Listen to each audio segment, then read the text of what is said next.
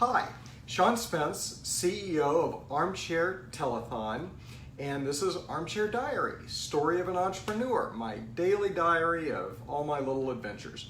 Now today, I had to send, didn't have to, but chose to send what is currently a weekly update to my advisory board. I've got this really, frankly, high-powered advisory board. I've got a 4-star general. I've got a woman who knows George Clooney. I've got a woman who was one of the most important DJs in Texas for the last 20 plus years. I mean, I got a guy who was mayor of Boise for 4 terms, 16 years, set the record. I mean, just all kinds of really amazing people, one after the other, who are involved because they believe in this idea, because they believe that we can be successful, because they believe that we can change the world a little bit.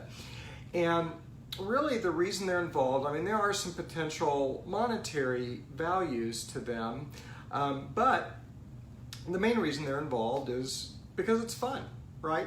Maybe they're going to make the world a better place, maybe they're going to make a little money, but mostly it's because it's an exciting thing and it's different from what their ordinary lives are for the most part, and they want to support something cool and be a part of something cool. And there are a lot of people who fall into that category. I mean, it's your investors, it's even to an extent some stakeholders and some other people who are involved in different ways with what you're doing. And so it is just so important to keep people informed and let people know what is happening, what is going on with your company. It's just so interesting to me. I so often will listen to podcasts. I mean, I listen to the Jason Calacanis podcast all the time. You should listen to it if you care about angel investing and entrepreneurship and building a great company. It's a great one. So go look for that, Jason Calacanis, C-A-L-A-C-A-N-I-S. And one of the things he always talks about is companies that do not communicate with him, and how he requires in his investment agreements with them that they have to communicate on a monthly basis or whatever. What I've learned over the years, and so in my experience, is that the more communication, the better.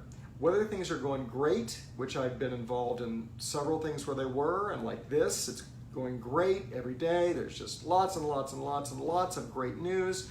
But also when it's not going great, because then people know that you're being honest with them, they know where things are, they don't have to wonder, they don't have to worry, and they're probably still going to worry because maybe they're worried about their money or they're worried about their job or whatever. But the fact is, it's always better to know more than to know less, and I think that's our responsibility. So right now with my advisory board, I'm updating them once a week.